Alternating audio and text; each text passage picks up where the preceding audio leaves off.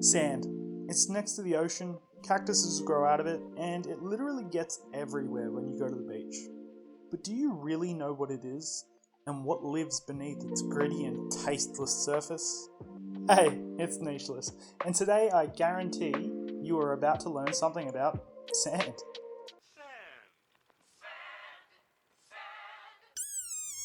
What is it? Well, it can be pretty annoying for one thing, but sand can actually be a lot of different things. Sand is a granular material consisting of either rock fragments or mineral particles, or oceanic materials. It's mainly made of silicate materials and silicate rock granular particles. Those particles are typically quartz, quartz being the most dominant material in sand. It possesses highly resistant properties to weathering, and most sand on the beach is made up of either grey or tan quartz and feldspar, which is another silicate based material. Both of those are largely silicate composite materials. Silica, also called silicon dioxide, is a compound of the two most abundant elements in Earth's crust, silicon and oxygen.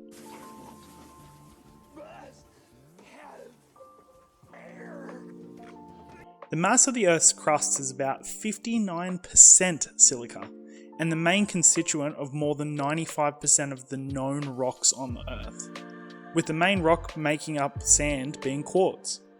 But it can also come in two other varieties. Black sand is made from finite volcanic material and rock, with the other variety being coral or lighter sand, which has a higher concentration of quartz and coral in it. But how is it made? Well, the primary way it's made is through weathering or chemical decomposition.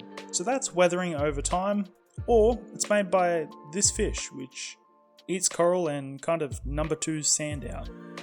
It actually number twos a lot of sand out at the rate of like several hundred kilos or pounds per year.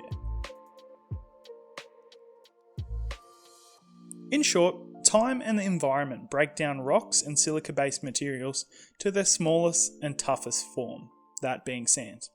Now, did you know that sand is also, a unit of measurement and comes with very specific parameters?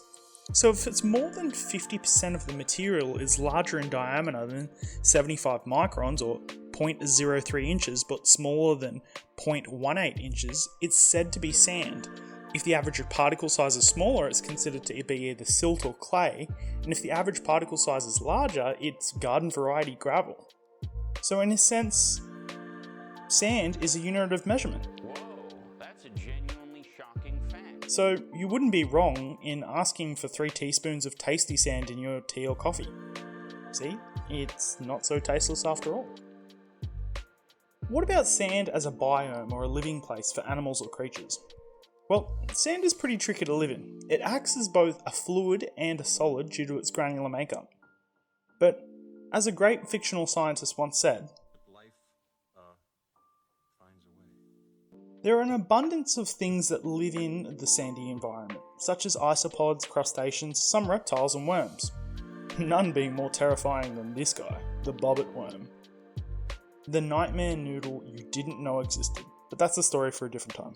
Life in the sand is harsh, and it's constantly shifting, due to the granular nature of it, also allowing water and wind to move it and shape it as time goes on. And even if time can be associated with sand, hourglasses are full of this stuff. So I guess sand is pretty unique. Next time you're at the beach, look down and think, maybe it was a huge rock once upon a time. Now it's stuck in your eye. I hope you learnt something about sand, and if you liked the video, like and subscribe for more oddly interesting content, or leave a fact about sand that you might know. Maybe you enjoy the taste of it. Thanks for watching. Till next time, see ya.